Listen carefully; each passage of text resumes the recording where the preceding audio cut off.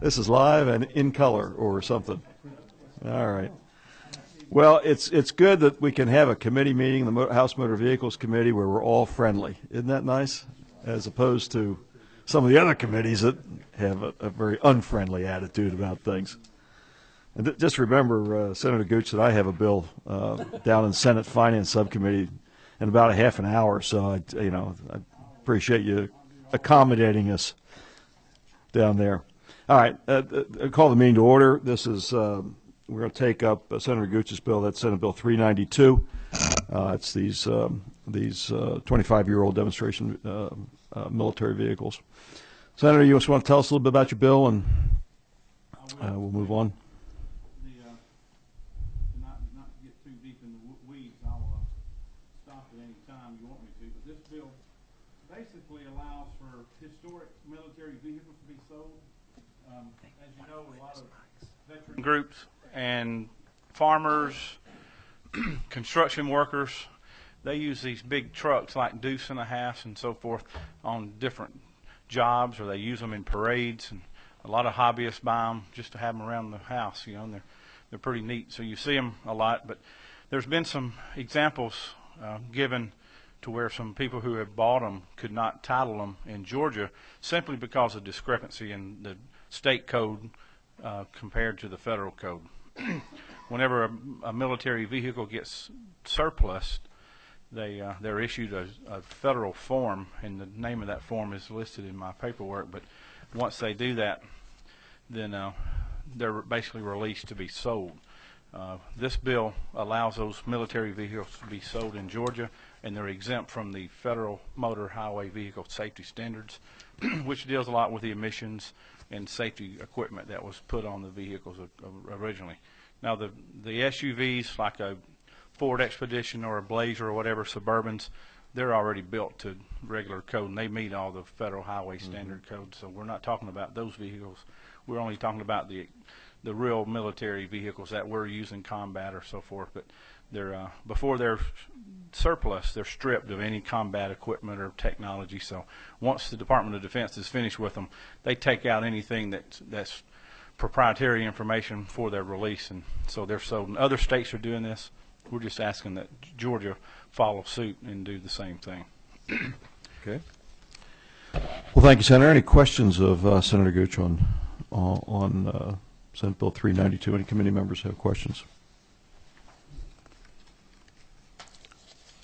Anybody want to speak on this bill in the audience?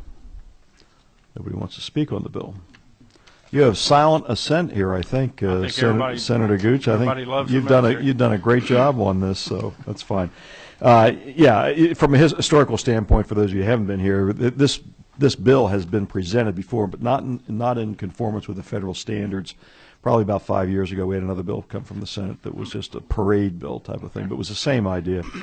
And it really didn't lack anything except some common federal standard that it was applicable to, and you've done that. And if I may add, currently we already exempt vehicles from the motor safety standards after they reach 1985 and older.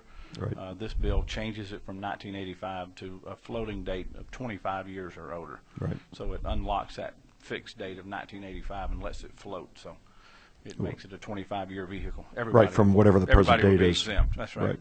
Yeah. Well, seeing no questions on this bill, I'd ask the committee's. Oh, wait a second. There is a question down there. Oh, Representative Barr, you're recognized.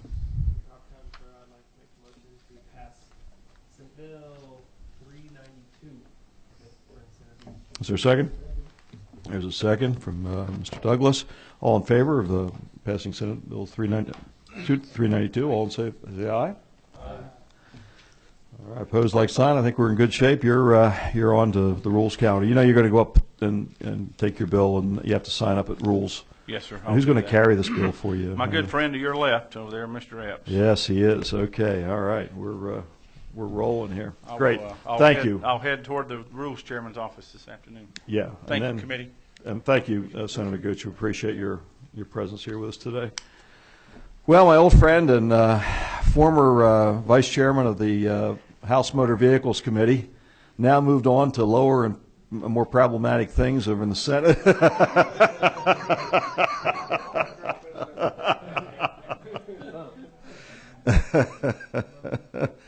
All right, Senator Murphy. I know we've kind of messed with your bill a little bit here, but we appreciate your indulgence. Thank you, of the House Chairman and Committee. members of the committee. Yeah, this bill, we're speaking from LC 39075-1S. Yeah, my bill, 298, was a one-page bill. And it had to do with the code sections on handicap permits, just deleting the requirement for them to get it notarized. But all of a sudden, this bill turned into 21 pages. So that's my part of the bill. Now, whoever wants to testify to the other part of the bill, Mr. Chairman, it'll be perfectly all right with me. All right. Well, I thank you, Senator, for your indulgence on that. It's a good thing we go back such a long way, and I think the senator, just as a passing comment, I saw him in the parking lot a week or so ago, and he said, "I know what you do to these bills when you get them over here." So, because you were part of it then, I think it's. I was, and Mr. Chairman, I know how you operate. Well, all right. Let me give the committee a rundown on what the substitute says at this point in time, and I think the affidavit requirement that you've put in for the disabled permit effectively works well. You just want to give us a couple words about why you came to that. The constituents brought that to me, and when you have had a hip operation, or you got a broken leg, or you're in a wheelchair, you go into the doctor's office and you want to get a temporary permit or whatever, handicap permit, and it says, well, it's got to be notarized by the doctor. Well, you're in a wheelchair, you can't hardly get around, so what if they don't have a notary in his office? So now you got to try to get this thing notarized, and what happens is a lot of them try to take it to their banks and get it notarized without the doctor being present. I can go into a doctor's office and he can write me a prescription for Oxycontin, and I can go right to the pharmacy. I don't have to get his signature notarized. Now, Oxycontin can kill me, so I just thought they've got a good point, and I just think that it needs to be done away with. A doctor's signature on the secure paper that they are now writing prescriptions on should be all that's required for them to get a parking permit. And it passed the Senate It was unanimously. Yeah. Yes. The part that this is section 3-1 on page 17 is where Senator Murphy's one pager, actually it's not even a page, it turns out to be about 6 lines, is. Yeah. And you can read that for yourself. But I've taken the prerogative to add some other language to this bill that did not make it out of the House or did not make it out of the Senate in some other bills. So there's 2 bills that have been added to this, the majority of which are housekeeping measures. And so let me tell you about that. House Bill 671, which went to Judy non-civil, was a result of a study committee that we ran in 2012 that Chairman Powell took part in, as well as Golick and some others. And that was on Title 40 reform. This is all within the structure of Title 40. That bill did not make it out of the House because of one particular provision, which is not in this substitute. And so what is in the substitute are other issues that came up before the study committee and were unanimously agreed on as things that needed to be addressed.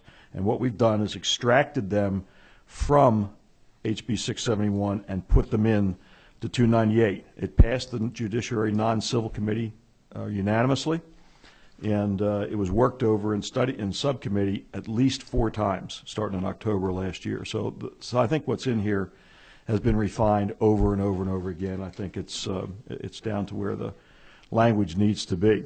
But I'll just take you quickly through this, and that's section 1.2 on page 2. And by the way, you've got an outline of all this sitting in your in your folder. You can refer to this and just see where the changes actually are. You don't have it yellowed in, but most of it you'll find in there to be housekeeping types of changes. Over a long period of time, when this committee has tried to deal with the issue of courses that are provided by various courts that do not have DDS approval. They're not authorized DDS courses, but they're used for ticket dismissals and other things. We've attempted to capture in the language in section 1-2 and 1-3 a way to do that. And basically what this says, if you have a traffic offense or a municipal ordinance involving traffic offense, if you do a pretrial intervention in this by the solicitor or the prosecutor, you're going to have to, and you assign a course to them as one of the probationary requirements of that situation. It has to be a DDS mandated course. In other words, the curriculum has to be a DDS approved course, and that's the substance of that change. And hopefully, people will not be able to go down the street, or the judge will not be able to say, "My friend over here runs a school down the street," and assign them to that school, and they'll dismiss the ticket on that basis. So, that's the whole thing with section 1 and 3. Okay, if you go to 1-7, which is on page 4 and 5, the language that's in there in this before that, in this intervening sections, that's all cleanup language to make all of the courses that DDS offers consistent across the board throughout all the code sections. Right? So they were inconsistent in terms of definition, and so one judge could point to one section, another judge could point to another section. There were different titles, and Jill Travis, the legislative counsel, fixed them as we were going through 671 in the judiciary. In 1-7, basically, this is the DDS a portion of the bill. DDS has requested that high schools, public or private high schools, can administer the written knowledge for a driver's test or for a learner's permit, a Class D license, just based upon the volume that they're experiencing right now. They don't have the wherewithal to handle. They got long lines, and so we're doing here what we've done with the private schools before, who can administer the tests themselves, and you can do a road test, I believe, in the private school. Here, the written portion of the test is being administered by your public or private high school, and so DDS won't have to do that. It's easier for a Class D license holder to go through that. That's on 1-7, and the next change is in 1-12, which is on pages 6 and 8. All this is a removal of the recidivist fine under a DUI charge. The fact of the matter is there's no definition of recidivist in the code anyplace. It's never been implemented. DDS has informed us that and this is a DDS requested change in the language, simply because it's never been implemented. From 113 through 115, they're all housekeeping. It's the same type of an idea in terms of the cleanup of the course languages. The next change is on 1-16, found on pages 10 through 12, and this is a section that enhances what we do with a DUI circumstance where there's an evaluation done of the DUI offender. And then there's a clinic that a clinical evaluation that's done, and then there's an intervention components. So for a DUI, drug and alcohol risk reduction course, there's two components. There's the evaluation, clinical evaluation, and then there's the intervention. What's happened before is that in some places the clinical evaluators were not licensed by the Department of Behavioral Health or Development Disabilities.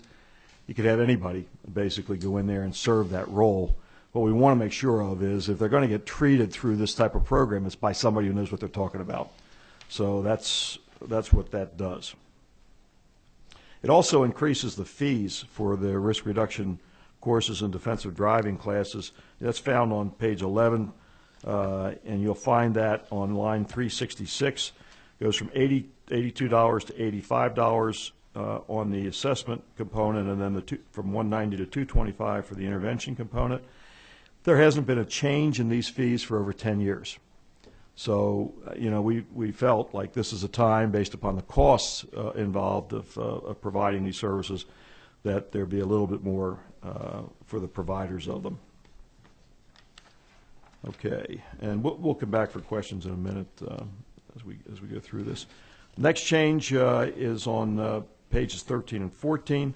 It's in section 1-19, and all this basically says is that you've got to complete the DUI risk reduction program within 120 days following conviction, or within 90 days following release from incarceration. So if you get a sentence, if you're found guilty and get a sentence within 90 days after you've finalized your incarceration for that, you got to take this. What's happened in the past is there's been no time frame on it at all. They could wait months after that to do this, and drive without a license in many cases in doing so. So. And by the way, that course is a requirement for reinstatement in most of these DUI offenses. Okay, next one is on page 16, which is 2-1. This came out of the study committee. This is the issue of driving without a license. In the past, we've had people that had been stopped for driving without a license, and when they were stopped, they became a victim of the way the code was set up, so that they were guilty of a misdemeanor. This clarifies the fact that if you have applied for a license and within 31 days you've shown that you have documentation that supports that, you can't be charged with a misdemeanor in this particular circumstance.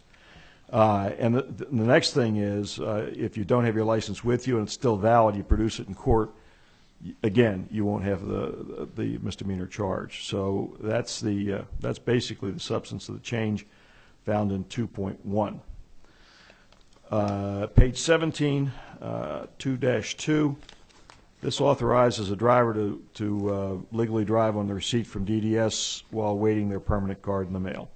Again, you've got a form in your folder that DDS will electronically give them, which again should help them in terms of whether they're stopped and they're in this period where they're waiting for that to come to them. They're valid, but they just don't have any proof of it. On 2-2 on page 17, I'm sorry, we just did that one. Moving to page 18, 4.1. This is a duplicate of the previous provision, and the reason it's in here, if you look at page 18, you'll see D, D, D, D as these section numbers. These are, and you'll see a whole bunch of references on 586. It's because the DUI code is spread over all those different sections. So when Legislative Council did this to be clear that these are all written the same way, you'll see multiple entries here for each one of those various sections with the exact same language on the 120-day completion of the DUI risk reduction program or the 90-day release from custody. Let's see. And I think that's all the changes that we made. Again, everything in these changes, with the exception of the DDS supplied changes, are all changes that have been vetted in judiciary non-civil, and did not make it to the House floor out of rules for a vote. That's because of a section that was in there that was also in the bill that was not ready to come to the floor for a vote, so it was stopped in rules. Anyway, that's what this does. And I'll take any questions on this. Senator Murphy, or I'll take any questions on this. And Senator Murphy probably has a question for me. I just want to say, Mr. Chairman, that the sections that I was concerned with, has been taken out of this substitute. So I think most of this is just a lot of cleanup. It is. Do have some increases in some fees and things like that, but like you say, it's been 10 years since that's been done. So I'm in agreement with the bill. Okay. Sure. Let me turn on the. What number are you? 23. Got it. Okay. Would you mind just going over, for my thick brain, the course approved by DDS? I think page 2 and 3. Okay. When you said it's curriculum, Yes. Do these driver services institutions, are they licensed by somewhere, or are Yes. They are, okay. Yeah. So are we changing any of that, or is it No. just they have to now comply with a standardized curriculum They have to comply with the standardized curriculum from DDS? from DDS. Okay. Right. Thank you, sir. That's. I'll let anybody from DDS want to comment on that. Michael, you're welcome to, or Les, you're welcome to. Mr. Chairman, you're absolutely right. Like Mitchell Driver Services, these programs are certified by DES. The program owners go through a criminal background check as well as the instructors, standardized curriculum. Thank you, sir. Thank you, Mr. Chairman. Sure. Anybody else have any questions? Mr. Powell, you okay with this? I do have a couple questions I'd like. Give me your number one over there. All right. Yes, sir. Number one in your heart and mind. Thank you, Mr. Chairman. Sure. Look through this, and it's amazing. I believe I've seen some of this somewhere before, but mighty good handiwork. I do have a couple of things that I'd like to ask. For years, I've had some concerns that we have not been treating the private sector as well as we should when it comes to the DUI schools, doing the assessments. Things are out of bounds. I see that we had given them a small bump. It's been 10 years since we've, and actually I see in the state, if you look through there, I believe we give, I think it's $82 for an assessment. Yep. And it's $190. These folks are not making money. They're losing money or not making what they should. And then we go in there and the state gets $22. That comes into the state coffers for the administration of those programs and all. And there's no doubt in my mind, because, we've stifled DDS over there over the years. I'd like, would the chair and the members, would they consider, I noticed that, I think I saw in here, raising it from $82 to $85 Yep. on the assessment, and $190 to $225. We didn't do anything as far as the administration cost. We left that at $22. Yep. And while that seems to be a nice bump per se, but it should, I'd like for the committee to consider maybe on the assessment, just go to around $100 for the assessment.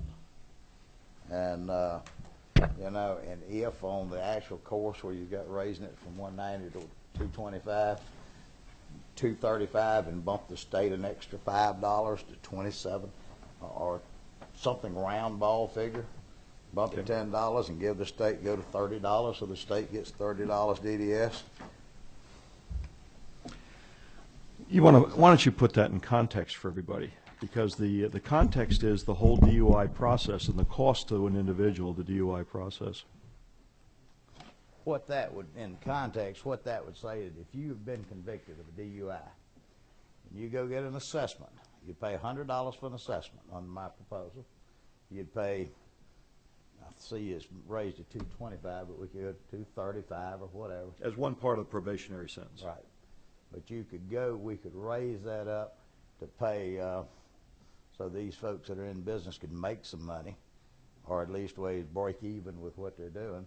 So you'd have $100 for the assessment, go to $235 for the course. So then you've got a cost to a DUI offender at $235. Quite frankly, I would like to say bump it from $190 to $250, so it's a straight $350 across the board. Raise it through the state assessment for the state, instead of getting 22 of that, let the state pick up $30. That would help the state's role as far as doing the overview and the monitoring. Okay. But that would be my thoughts, and there's a couple of places through the bill that we could do it at each of those places.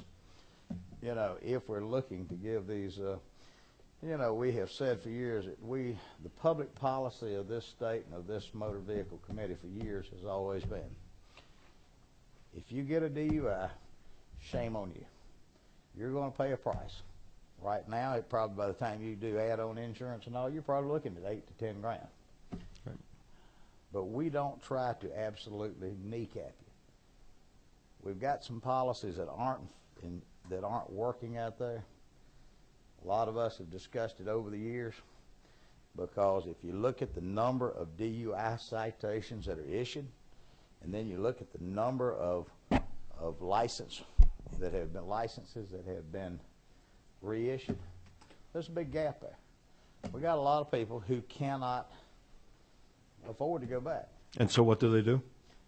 Well, I got to tell you something. I know for a fact that in a perfect world that they'd be taking Uber.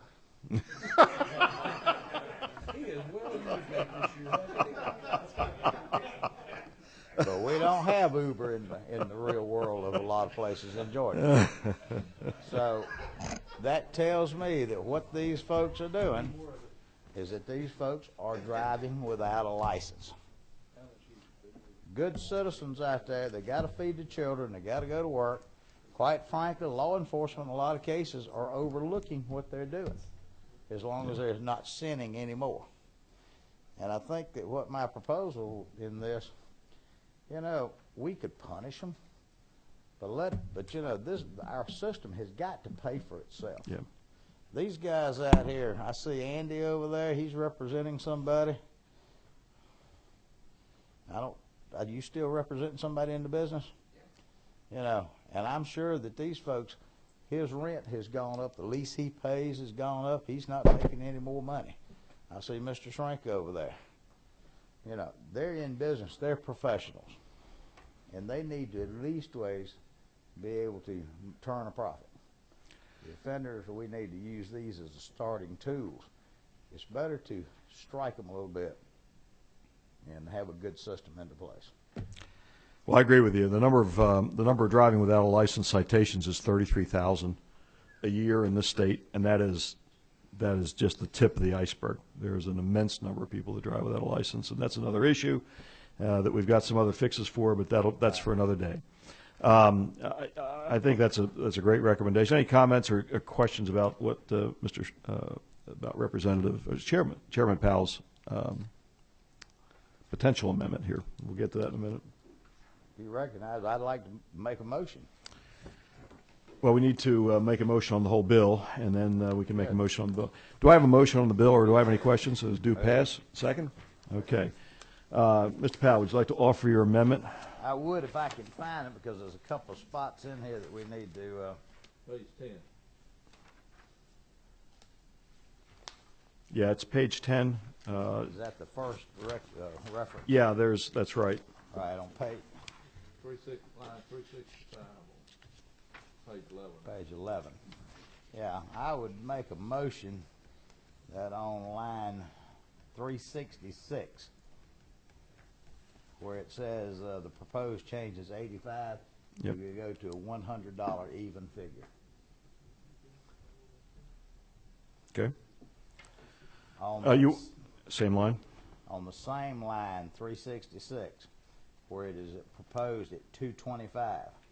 I will bend to the wisdom of the committee, but I would say at least 235 or 240 or 250, because we only do this every 10 years, it looks like, and then bump the other that the state would get. Senator Murphy, what do you think about that? Well, you know, I'll just defer to the wisdom of the committee on this, but remember, this has got to come back to the Senate. I know. And when you start looking at fees, you know, it's got to be adequately explained in the Senate while we're doing this, and I perfectly understand, but I'm just saying we need to use a little bit of caution there. How about this is not a bargain day here, but why don't we go to $235 and set it at that and leave it at $100 on the assessment. All right. And then if I may go on, So if you substitute motion, yeah. As a substitute motion, 235 on that figure. On line 394, the $22 fee that goes to the department, I would recommend raising that to $30. And then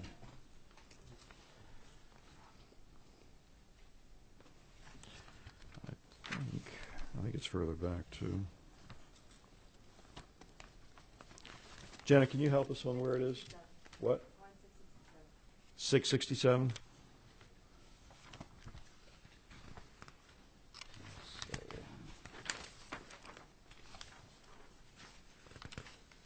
$667. I would do the same. I would recommend the $85 to $100. I'd recommend the $225 to $35. And on line 695, I'd recommend $30 also there. Any discussion on the amendment? Okay. Well, we'll vote the amendment as offered by Chairman Powell. All in favor of the amendment, say yes. Aye. Opposed? No, like sign. Okay, now it's the bill. So this is for passage of Senate Bill 298 as amended. Do I hear a motion on that? I think we've already had a motion. We already had a motion on two. This is the vote on 298. All in favor of Senate Bill 298, say aye. Aye. Opposed? Like sign. Okay, we're done. Thank you, Senator Murphy. Mr. Chairman, thank you for hearing my little short bill. On Senator this. Murphy, thank you for your indulgence. I got to run over to. I got to go to All Senate right. Finance right now.